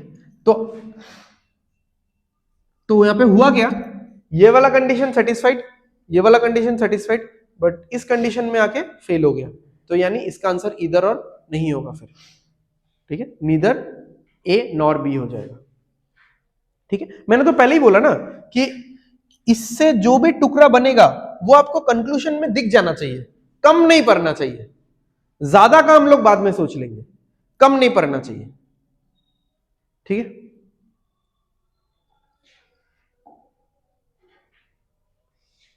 यूवी, चलो चेक कर लेते हैं, ये तो एक्चुअली 6 है, नहीं ये 6 नहीं है क्या, देख लेते हैं ये कौन सा था, ये 4 था ना, 5 कहां लिखा मैंने, ओ 5 नीचे आ गया, ओके चलो, तो U और V निकालते हैं, बताओ U और V में क्या है। U और V तो भाई क्या निकालेंगे, मूवमेंट भी जरूरत नहीं है, U और V तो डायरेक्टली पास पास दे दिया है, adjacent, U and V are adjacent to each other, पास पास है, तो U और V का क्या रिलेशन है, U और V का ये रिलेशन है जो दिख रहा है, क्या है रिलेशन, नॉट इक्वल। अब बी वेरी केयरफुल, आपको अगर नॉट इक्वल दिखा तो ही आप टिक दो, अदरवाइज आपको फॉल्स देना है। नॉट इक्वल है क्या यहां पे, नहीं है, नॉट इक्वल है, गलत, ठीक है, बट एक फील आ रहा है मन से, एक आवाज आ रहा है कि इधर और चेक करना चाहिए शायद, ठीक है। अच्छा, इधर और चेक करने से पहले हमेशा आप वो स्टैंडर्ड रिलेशन प्रिपेयर कर दो। तो U और V का स्टैंडर्ड रिलेशन क्या आया, नॉट इक्वल आया, मूवमेंट नहीं हुआ है सच तो नहीं बोल सकते, क्योंकि यहां पे क्या ही मूवमेंट करेंगे, दोनों पास पास बैठा हुआ है, ठीक है। अच्छा, अब नॉट इक्वल को तोड़ के क्या आना चाहिए, ग्रेटर और smaller, very good, U V U V, ठीक है। तो एक बार रूल बुक के हिसाब से करते हैं, ठीक है, इधर और होगा कि नहीं वो चेक कर रहे हैं ना। पहला रूल क्या था, दोनों कंक्लूजन्स क्या होने चाहिए, फॉल्स होने चाहिए। दूसरा रूल क्या था, सेम लेटर्स हो, तो स्टार्टिंग से ही दिख रहा है हमको। तीसरा रूल क्या था कि जो भी स्टैंडर्ड रिलेशन होगा वो ब्रेक करके जितने टुकड़ों में बटेगा वो पूरे यहां पे एग्जैक्ट होने चाहिए ना। लेसर यहां पे है कि नहीं है, ग्रेटर यहां पे है कि नहीं, अगर मैं बोलूंगा हाँ ग्रेटर आधा अधूरा तो है बट साथ में इक्वल भी है, बट इक्वल तो उन्होंने पहले ही मना किया है कि नहीं, तो आप कैसे रखोगे उसको।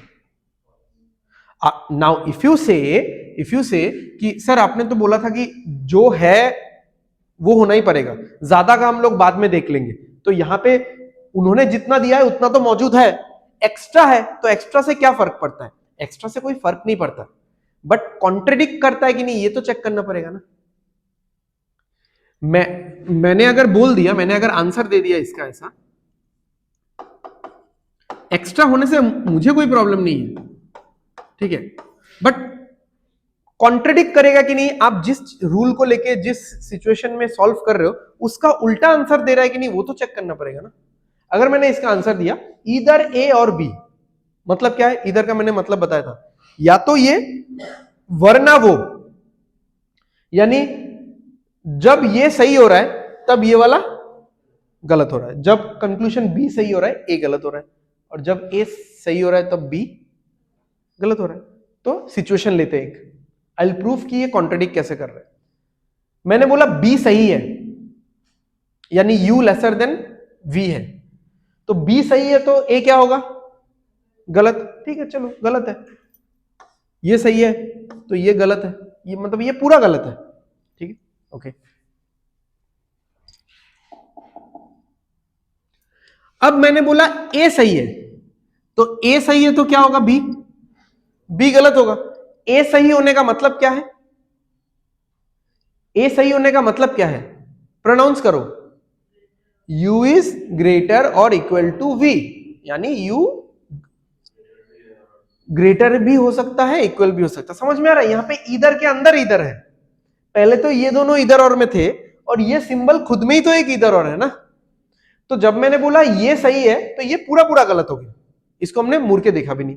अब मैं अगर बोल रहा हूं ये सही है ये गलत है, तो ये सही होने का फील क्या है? इससे फील क्या ले पा रहे हो आप? ये सही होने का फील यही है कि u ग्रेटर हो सकता है या फिर समान भी हो सकता है। तो ग्रेटर तो हो ही सकता है, बट स्टैंडर्ड रिलेशन ही ये कहता है कि समान नहीं हो सकता कभी। तो अगर मैं इधर और दे दूं इसका आंसर, तो ये कॉन्ट्रडिक्ट कर जाएगा ना। तो इसलिए इसका आंसर आप इधर नहीं दे सकते,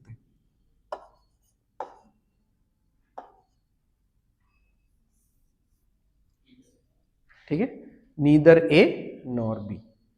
जब आपका इधर और का कंडीशन फेल होगा तभी जाके आंसर नीदर नॉर बी में चला जाएगा, ठीक है।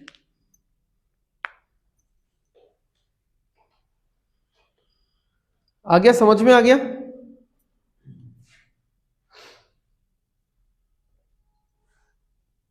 चलो next, O R O T. O R O T करो, अच्छा नहीं इसी ये वाला कर लेते हैं, R V R U, R V R U. R से लेके वी मूवमेंट ही नहीं होगा, पहले ही फॉल्स। आर से लेके यू मूवमेंट ही नहीं होगा, बस टेंशन ही नहीं है कुछ, दोनों फॉल्स हो गया। आंसर क्या होगा? आंसर फाइनल ऑप्शन तो चूज करो, बोलो, एक करेक्ट, दो करेक्ट, करेक्ट वाला तो कुछ भी नहीं होगा, तो तीन ऑप्शन तो यही खत्म हो गया। समझ में आ रहा है ना? ओनली वन करेक्ट नहीं हो सकता, ओनली टू करेक्ट नहीं हो सकता, दोनों करेक्ट नहीं हो सकता, बचा दो ही, कौन सा? इधर नीदर। इधर कैसे होगा? अल्फाबेट अलग अलग है, आई मीन लेटर्स अलग अलग है।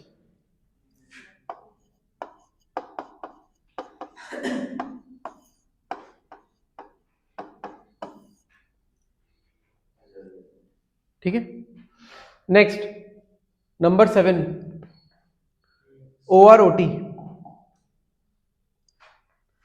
ओ से लेके आर, ओ से लेके आर, विनर बताओ। मूवमेंट का तो कोई टेंशन नहीं है, विनर क्या कौन है? Greater equal. और O T greater equal, O T greater equal है ना, क्योंकि ग्रेटर इक्वल और इक्वल है, जीतेगा ग्रेटर इक्वल, तो दोनों में ग्रेटर इक्वल आना चाहिए। इसमें तो आ रहा है ग्रेटर इक्वल, इसमें नहीं आ रहा है, आंसर क्या होगा?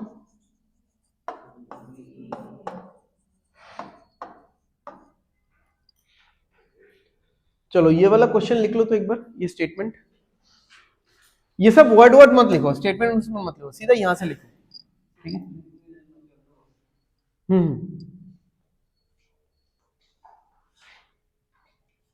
रफ कॉपी सेम रखो ना, क्या है, फेयर फेयर कर रहे हैं घर पे जाके वो तो अलग रखो, रफ सेम रखो।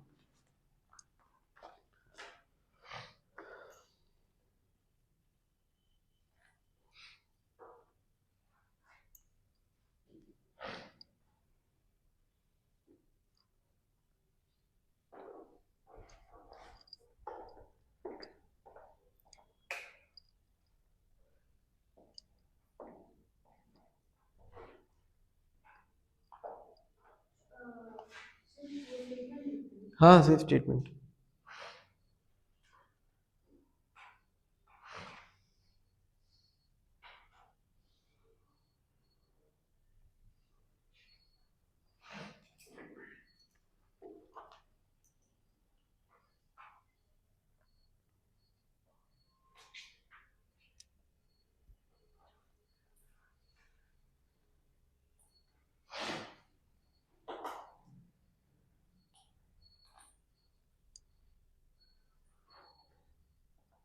ये कौन सा रेसिपी है? अरे चिकन चॉप करो नहीं। अब ये चेक करो, हम लोग बार बार पीछे नहीं जाएंगे ना, इसलिए बोल रहा हूँ, ये चेक लिखने के लिए इसलिए बोला। सोचो सोचो क्या हुआ। एक्स तो सबके लाइफ में है भाई, थोड़ा सा सोचो।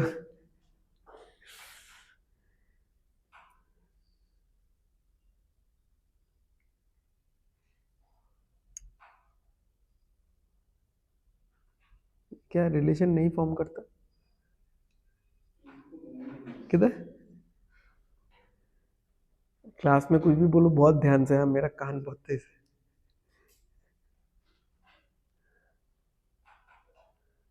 क्या हुआ, फॉर्म कर रहा है रिलेशन? 2 साल पहले तो किया होगा ना। अच्छा, अब इसका कनेक्शन पी और यू वाले क्वेश्चन से है। पी इस क्वेश्चन में है कि नहीं, यू इस क्वेश्चन में है कि नहीं, होके भी क्या उखाड़ लिया, इन दोनों के बीच में क्या आया बताओ? अननोन रिलेशन आया। तो टी और एक्स के बीच में भी क्या आएगा? Point is this. और अननोन रिलेशन कितने पार्ट में टूटता है? 3। ऑब्वियसली अननोन है तो मुझे पता नहीं, मुझे पता नहीं तो क्या क्या हो सकता है, या तो ग्रेटर होगा या लेसर होगा या इक्वल होगा। सो सेंस इज दिस, उस फील को समझो, ठीक है, बस कंसेप्ट आपको समझना है। टी तो है क्वेश्चन में, एक्स नहीं है तो ठीक है, एक्स कोई एक फॉरेन एलिमेंट है, एक दूसरे क्वेश्चन का कोई एक लेटर है।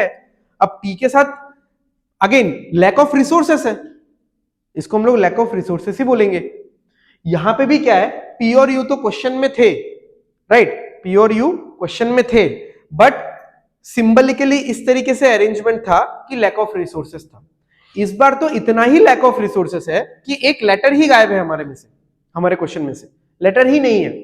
बट अगेन लेटर नहीं है तो यू कैन नॉट से कि इस पर्टिकुलर चीज का दुनिया के इस पर्टिकुलर चीज के साथ कोई भी रिलेशन नहीं होगा। आप हमेशा ये बोलो कि मुझे नहीं पता, we can not find out, because हमारे पास मतलब रिसोर्सेस ऑन नहीं है, इंफॉर्मेशन नहीं है, ठीक है। बट आपको अगर लिखना है तो आप हमेशा कैसे लिखोगे इस चीज को? Unknown relation.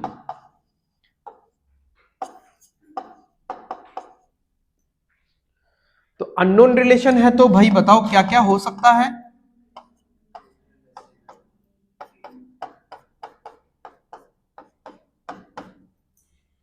तो ये तीनों सिंबल्स क्या आपको यहां पे दिख रहा है? तीनों रिलेशन, तीनों सिंबल्स दिख रहा है, ग्रेटर है और उसमें लेसर इक्वल एक साथ मर्ज करके है, ठीक है, ठीक है। तो इधर और होगा, क्योंकि सी ओरिजिनल जो कंक्लूजन है वो तो गलत ही है। क्यों गलत है? क्योंकि मूवमेंट ही नहीं हो रहा है। क्यों मूवमेंट नहीं हो रहा है? ऐसा नहीं कि पी और यू जैसा एक ब्रेक मिल गया था, एक अल्फाबेट ही गायब है, ठीक है, बार बार अल्फाबेट बोल रहा हूं, लेटर ही गायब है, ठीक है, तो इसीलिए मूवमेंट नहीं हो रहा है। तो मूवमेंट नहीं हो रहा है तो कंक्लूजन तो वैसे भी सही नहीं होंगे। बट नो रिलेशन तो हम लोग नहीं लिखेंगे, अननोन रिलेशन लिखेंगे। अननोन रिलेशन मतलब हमको नहीं पता, बट इन तीनों में से कोई ना कोई एक होगा या मर्ज करके होने से होगा। तो क्या ये तीनों हमको यहाँ पे दिख रहे हैं? दिख रहे हैं, ठीक है, और कोई कॉन्ट्रडिक्शन तो है नहीं यहाँ पे, एकदम कट टू कट है, पहले ये वाला है और ये दोनों तो पूरा मर्ज करके यहाँ पे है, ठीक है।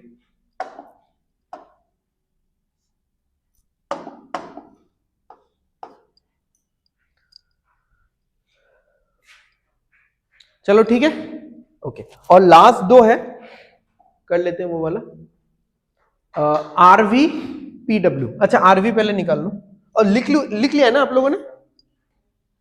हाँ, आरवी निकाल लो।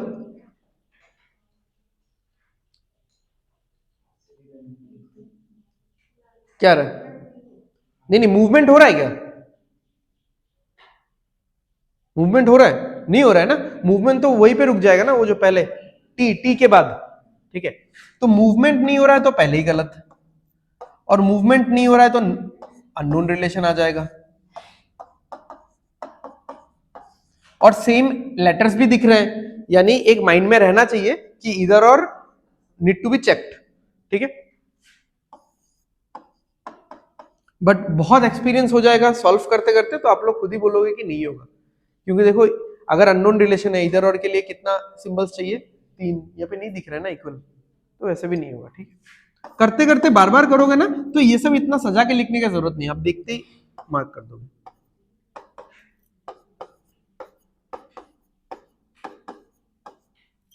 ठीक है।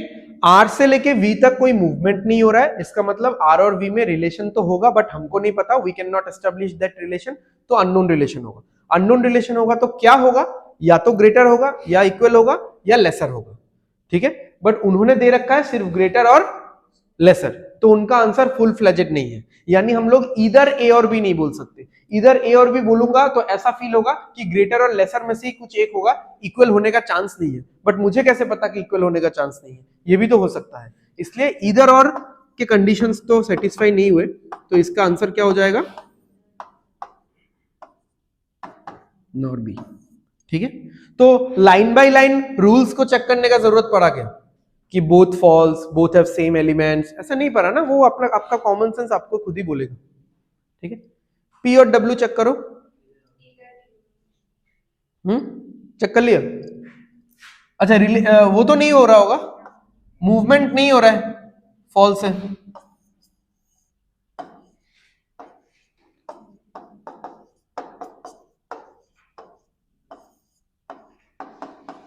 तो क्या आ रहा है पी और डब्ल्यू में? अननोन रिलेशन आ रहा है, अननोन रिलेशन आ रहा है, यानी ग्रेटर, लेसर, इक्वल,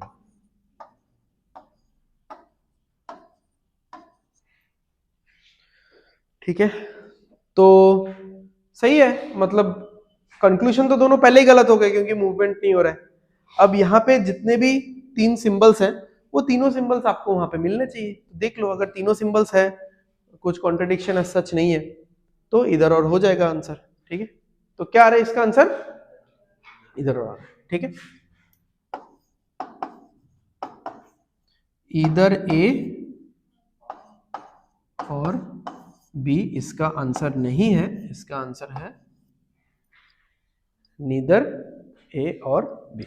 अब कैसे इस चीज को समझते हैं?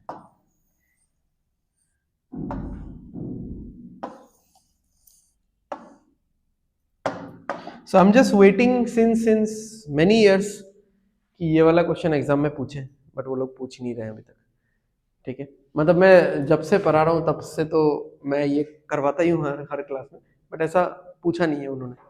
अब इसमें कंट्रडिक्शन कहाँ पे है समझो। हाँ, मान लो कि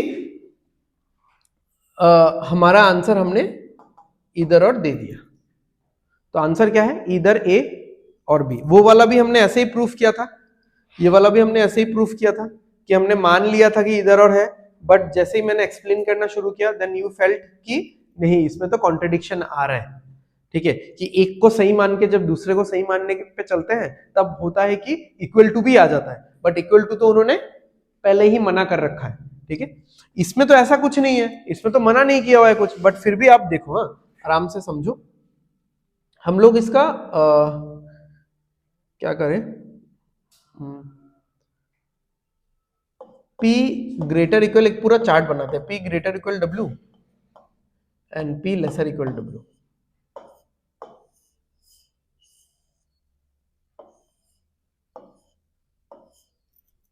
ठीक है। ये पूरा चार्ट है। मैंने क्या बोला था? अगर ये सही है, मतलब अगर मैं ऐसा आंसर दे रहा हूं, इधर A और B विल हैपन, इधर A और B will happen, will follow, तो अगर ये सही है तो उस टाइम पे मैं इसको क्या दूंगा?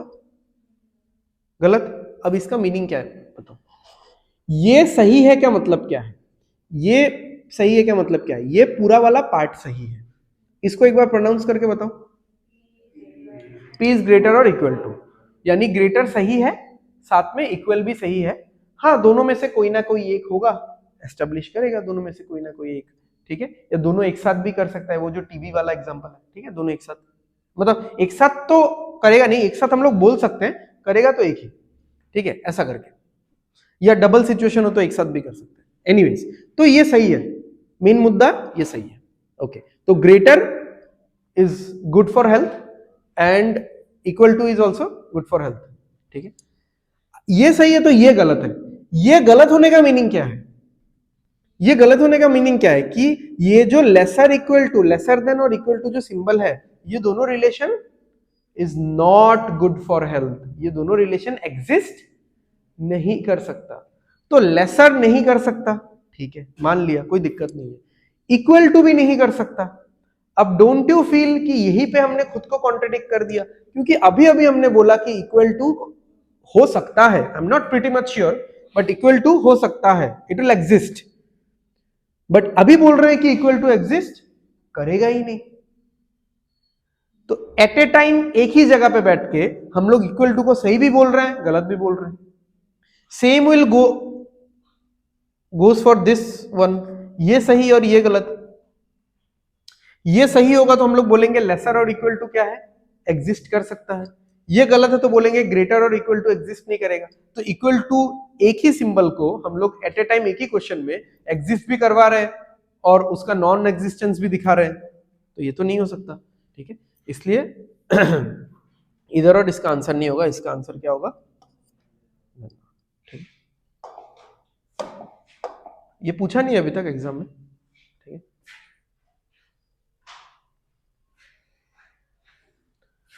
ठीक है, समझ में आ गया? चलो, तो थोड़ा एग्जाम लेवल का 2 क्वेश्चंस कर लेते हैं।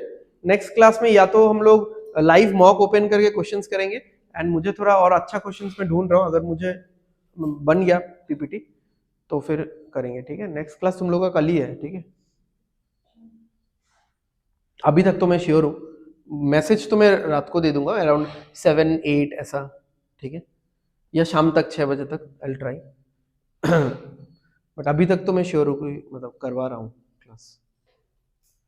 ओके, तो चलो बताओ, आंसर बताओ।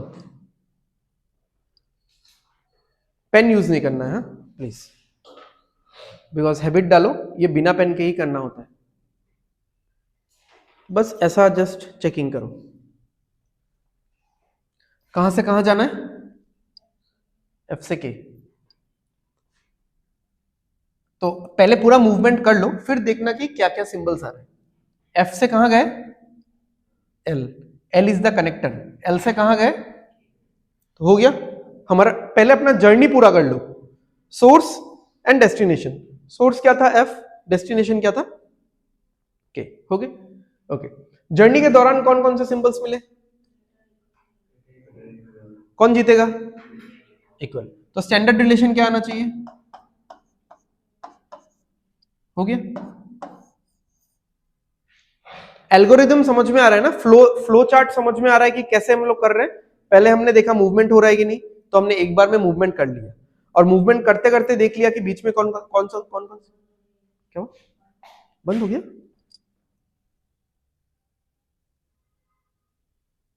नहीं नहीं चल रहा है, बैटरी 20% हो गया था इसलिए। ओके, तो अभी आया कि पहले आया था?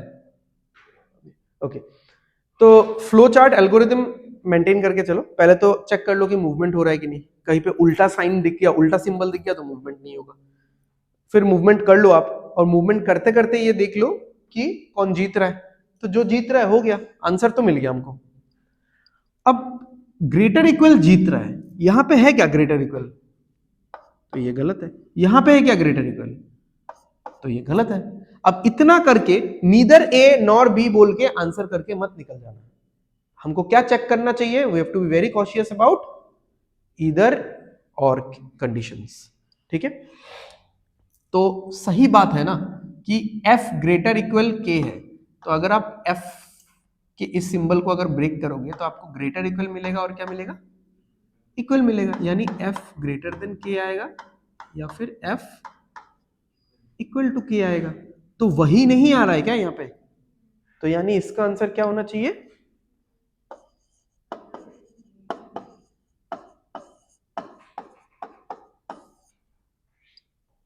क्लियर?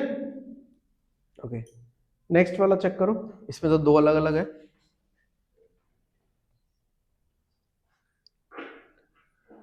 टी से जे, देखो तो टी से जे जाएगा कि नहीं? टी से तो कोई जर्नी ही शुरू नहीं हो सकता, क्योंकि टी को इस तरफ जेड ने रोक लिया है और टी को इस तरफ एम ने रोक लिया है।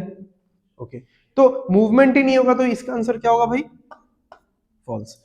जेड, जे से जेड, जे से जेड, जे से कहां है? एम, एम से कहां है?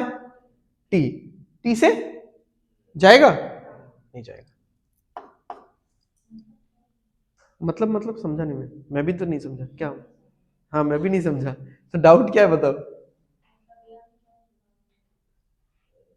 जे से जेड जाना है ना, तो जे से आगे एम, फिर एम से आगे टी, फिर टी से ये जाएगा क्या? तो नहीं जाएगा, तो गलत है ना। समझा नहीं? टी से जे तो होगा ही नहीं, ये तो जा ही नहीं रहा ना। ये जाएगा क्या टी से?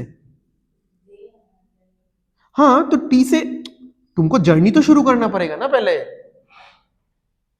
डायरेक्ट थोड़ी ना है। यहां पे भी तो देखो एफ से के है, बट एफ से हम लोग क्या एफ से के में गए? हम लोग कहां गए पहले? एल। एफ से के can you go directly? Directly एक बार में एफ से के जा सकते हो क्या? नहीं जा सकते ना। तुमको एग्जाम का तो क्वेश्चन ऐसा ही रहेगा। मैंने तो एक सिंपल क्वेश्चन दिया था जहां पे आप लोग एक ही बार में जा रहे थे, बिकॉज मुझे पूरा कंसेप्ट समझाना था। वहां पे मैं टफ चीजें या मतलब ये सारी चीजें डिस्कस नहीं कर सकता था। तो आप गए एफ से एल, फिर आप गए एल और एल कॉमन है, फिर आप गए एल से के। तो इस तरीके से हम लोग पहुंचे एफ से कहां तक? के तक। फिर हमने देखा कि बीच बीच में हमको कौन से सिंबल्स मिले। तो यहां पे भी तो वही बात है, आपको बोला है कि टी से आपको जे तक जाना है, राइट? तो टी से जे तक can you directly move? Is there any direct connection between T and J? दिख रहा है आपको टी और जे एक साथ कहीं पे लिखा हुआ, या एकदम एक बार में अटैच लिखा हुआ दिख रहा है क्या? नहीं दिख रहा है। तो यानी I need to cover my journey in a part by part basis. तो पार्ट बाई पार्ट बेसिस शुरू करते हैं। टी से शुरू करना है जर्नी, तो टी से जेड जा सकते हैं क्या? ये मूवमेंट होगा? अरे जिस तरफ तुम्हारा कॉमन लेटर है उसी तरफ जाना पड़ेगा ना तुमको। यहां पे उल्टा सीधा का बात नहीं है, बात यह है कि कॉमन लेटर किस तरफ है। अभी मान लो ये वाला अगर ऐसे लिखा होता कि F ग्रेटर इक्वल L, और यहां पे कुछ कुछ है, यहां पे कुछ कुछ है, और L इक्वल टू K, तो ऐसा चलते हैं ना हम लोग। फिर F से कहां गए? जोर से बोलो, F से L, फिर जोर से L से K। तो जिस तरफ जाके मुझे मिलेगा उस तरफ। अब मान लो ये वाला अगर ऐसे लिखा होता तो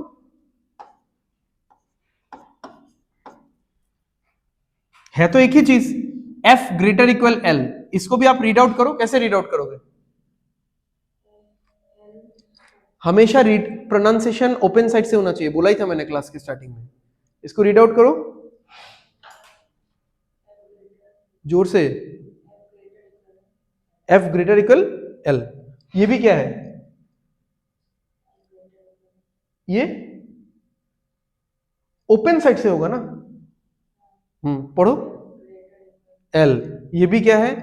F ग्रेटर इक्वल L। इन दोनों में कुछ फर्क है? नहीं है, बस घुमा के लिखा हुआ है। तो अगर आप ऐसे मूवमेंट करते हैं तो F से L ही जाते हैं। यहां पे भी क्या करोगे आप? F से कहां जाओगे पहले? L। तो यहां पे आप किस तरफ जा रहे हो उससे मैटर नहीं करता। हम लोग को बस हम लोग को बस हमारा कनेक्टर ढूंढना है कि कनेक्ट कौन करेगा। F को K के साथ कौन कनेक्ट करके देगा? L कनेक्ट करके देगा, ठीक है? तो यहां पे लेफ्ट राइट मूवमेंट का कोई बात ही नहीं है। बस दो ही चीज ध्यान रखो कि कनेक्टर के तरफ मूवमेंट होना चाहिए, बट आपका मूवमेंट ओपन फेस से होना चाहिए, ठीक है? अगर क्लोज फेस मिलता है आपका मूवमेंट क्या होगा? इनवैलिड माना जाएगा, आप मूवमेंट कर ही नहीं पाओगे, ठीक है? तो इरेस्पेक्टिव ऑफ एनी सिंबल्स, ठीक है, मैं यहाँ पे सिंबल्स का बात ही नहीं कर रहा, आप सिंबल्स भूल जाओ यहाँ पे, मैं यहाँ पे सिंबल्स का बात ही नहीं कर रहा। ठीक है, मैंने देखा कि मुझे टी से लेके जे तक जाना है और यहाँ पे कोई एट ए स्ट्रेच रूट नहीं है और टी और जे का कोई डायरेक्ट रिलेशन भी नहीं है। तो हमको क्या लगता है, मतलब तुमको क्या लगता है हमको क्या करना चाहिए? हम लोग को क्या करना चाहिए? हमको टी से जेड जाना चाहिए, बट जेड जाके करेंगे क्या? जेड कहीं पे रिपीट हो रहा है क्या? यानी Z is not the connector. तो फिर क्या कनेक्टर है? और एक कनेक्टर है यहाँ पे, कौन सा दिख रहा है? और एक कनेक्टर एम। तो हमको कहां से कहां जाना चाहिए? एम जाना चाहिए, टी से एम, और फिर हमको जाना चाहिए एम से जे। ठीक है, ऐसा प्रोसेस होना चाहिए। तो पहले मेरे दिमाग में आया जहां जहां पे टी दिखा, ठीक है, मैंने इतना इंक्विजिटिवली नहीं दिखा, मैंने जहां से टी देखा और मैं कूद गया सॉल्व करने में। ठीक है, तो मैंने देखा टी से जे जाना है, टी यहां पे है, टी से जेड चलते हैं, अरे भाई जेड तो रिपीट ही नहीं हो रहा, तो जेड जाके कोई फायदा है नहीं। फिर मैंने देखा एम रिपीट हो रहा है, तो टी से एम चले जाएंगे, एम से जे चले जाएंगे। The point is this.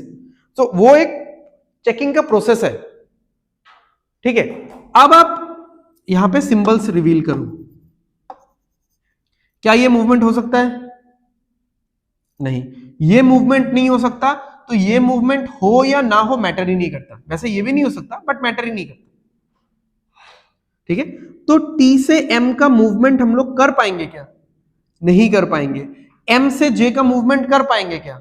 नहीं कर पाएंगे। और ये अगर हम लोग कर भी पाते, ये मूवमेंट अगर हम लोग कर भी लेते, तो क्या फायदा? ये मूवमेंट ही नहीं हो रहा है। तो एग्जाम में इसी तरीके का क्वेश्चन आएगा। You need to jump from one statement, मतलब यहां पे तो अगर मैं प्रिसाइसली बोलूं 3 स्टेटमेंट्स है, कॉमा दे देके। ठीक है, 3 है, तो you need to jump from one statement to other and then check, jump and check, jump and check, jump and check. ठीक है, और कॉमन लेटर ले लेके चेक करना बस। ठीक है, यहां पे जैसे चेक किया था हमने, एफ से एल चले गए और एल से के चले गए। ठीक है, बट वो किस तरीके से लिखा हुआ है लेफ्ट राइट, उसमें हमको ध्यान नहीं देना है। ठीक है, समझ में आ गया ना? ये वाला डाउट मत रखना। ठीक है, मैं यहां पे इसको लिख देता हूं, जैसे ये अगर मान लो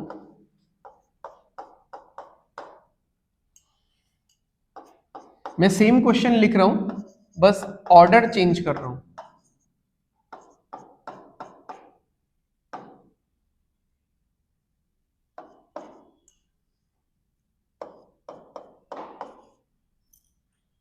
ठीक है, सेम क्वेश्चन लिखा मैंने, थोड़ा आगे पीछे कर दिया। ठीक है, ये लास्ट में था, इसको उठा के मैं फर्स्ट में लेके आया, बट इसको जो मैं उठा के लाया ना, मैं घुमा के लाया इसको। ठीक है, अब मत बोलना क्वेश्चन चेंज हो गया, क्वेश्चन कभी भी चेंज नहीं होता घुमाने से। A lesser than B and B greater than A, एक ही तो बात है। ठीक है, बट हम लोग कभी भी लेसर देन करके अपना प्रोनाउंसिएशन नहीं करते। प्रोनाउंसिएशन हमेशा कहां से होता है? ग्रेटर देन से होता है, यानी ओपन साइड से होता है। तो यहां पे आप जब ये वाला चेक करोगे कि एफ से के जाना है, आप खुद को क्या बोलोगे? एफ से के जाना है, तो एफ से के कैसे जाओगे?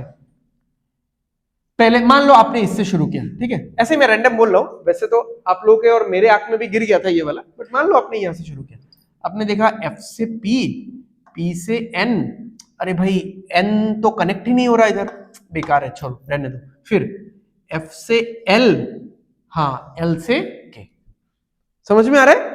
This is the thought process जो आपके माइंड में घूमते रहना चाहिए। आपका एरो किस तरफ जा रहा है, लेफ्ट में जा रहा है, राइट में जा रहा है, एंटी क्लॉकवाइज या क्लॉकवाइज है, that is not your concern.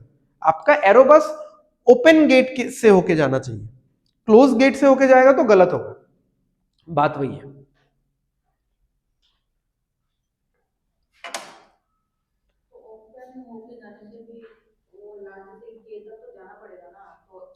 अगर जा सके तो जाना पड़ेगा, गेट तोड़ के जाओगे क्या? हाँ, कहाँ के नहीं है? हाँ अच्छा, तो तुमको एफ से कहां तक जाना है? के तक जाना है, तो एफ से के तक कोई डायरेक्ट रास्ता है क्या? डायरेक्ट रास्ता है क्या? पहले जो मैंने जो समझाया था, ऐसा कोई डायरेक्ट कनेक्शन मिल रहा है या दोनों एक साथ मिल रहा है? नहीं मिल रहा है, तो तुमको दूसरे इंसान का थर्ड पार्टी का तो हेल्प लेना ही पड़ेगा।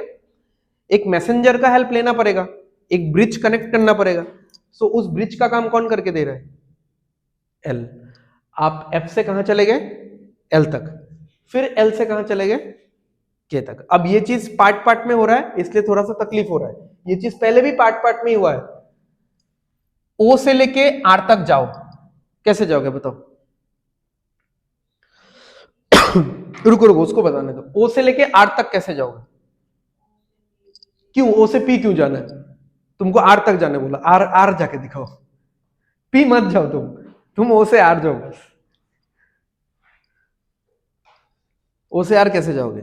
Obviously you have to go via P Q, ये सारा से होके जाना पड़ेगा। बट यहां पे क्या था, ये सारा एकदम सिमेट्रिकली अरेंज था, और वहां पे क्या है, कॉमा दे दे के अलग अलग करके रखा हुआ है। तो अलग अलग करके रखा हुआ है, तब भी तो हम लोग ऐसे ही चलेंगे ना। हमारा मूवमेंट या हमारा ट्रैक ऑफ मूवमेंट हम लोग चेंज थोड़ी ना करेंगे, हम लोग ढूंढ ढूंढ के करेंगे। तब यहां पे ढूंढना नहीं पड़ रहा है, यहां पे कॉमन हो गया, ओ से पी, पी से क्यू। अब यही चीज यहां पे ऐसे लिखा रह सकता था,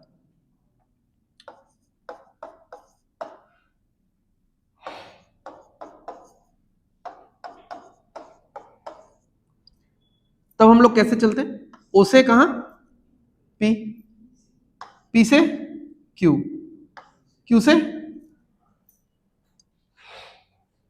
थोड़ा सा टफ हो गया क्योंकि मैंने अदला बदली भी कर दिया, अलग अलग भी कर दिया, ठीक है।